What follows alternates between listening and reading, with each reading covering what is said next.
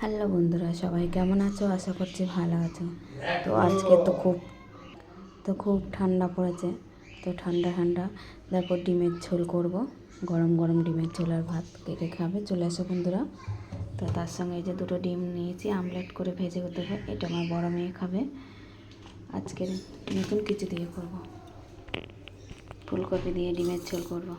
কেউ খেয়েছো কোনো দিন? আজকে আমিও নতুন করব। ফুলকপি, মটরশুঁটি,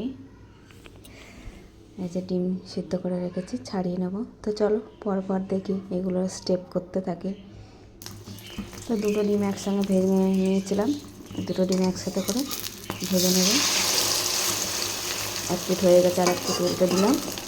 আর ওদিকে ডিমের খোসাগুলো ছাড়িয়ে নিই, ডিমগুলো আগে ভেজে নিয়ে তারপরে ফুলকপিটা ভাজা বসিয়ে দেবো।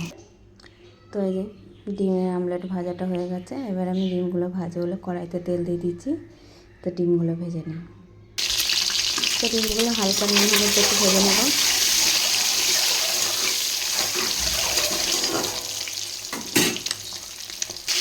ডিমগুলো ভেজে নিই। ফুলকপিগুলো পেঁয়াজে আগে নুন পাকানো হয়েছে। তো ফুলকপিগুলো ভালো করে লাল লাল করে ভেজে নিলাম।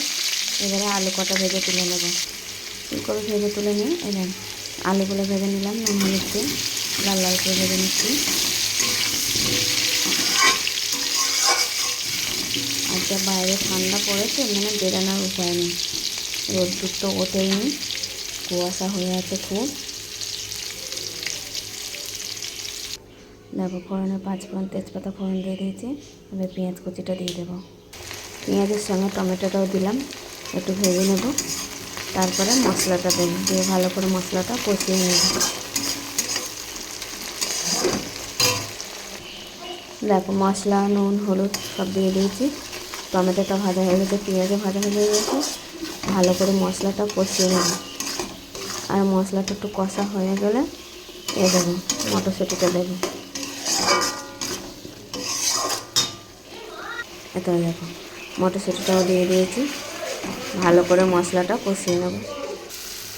তো দেখো মশলাটা আমার কষা হয়ে গেছে, আলুটাও দিয়ে দিয়েছি। আর একটু কষিয়ে তরকারিটা আমি জল দিয়ে দেবো। মটরশুঁটিটাও দিয়ে দিয়েছিলাম মশলার সাথে। ফুলকপিটা এখন দিইনি, এত ফুলবে তারপর দেবো। তো দেখো পুরো কমপ্লিট হয়ে গেছে কষা। তরকারি কালারটা সুন্দর এসছে, কিন্তু ফোনে এরকম কেন লাগছে জানি না। এবার আমি জল দিয়ে দেবো।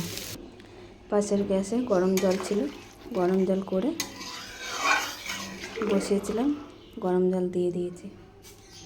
তো তরকারিটা ভালো করে টকবক করে ফুটলে ওর মধ্যে ভেজে রাখা ডিম, ফুলকপি, আমলেট করা ডিমটা দিয়ে দেবো।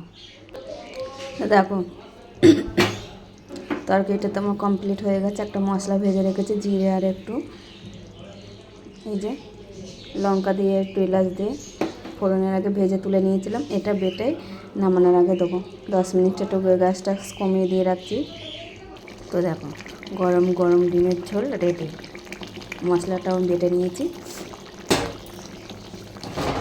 এই যে এই বাটা মশলাটা দিয়ে দেবো। তো এই যে মশলাটা দিয়ে দিয়েছি। দিয়ে মশলাটা দেওয়ার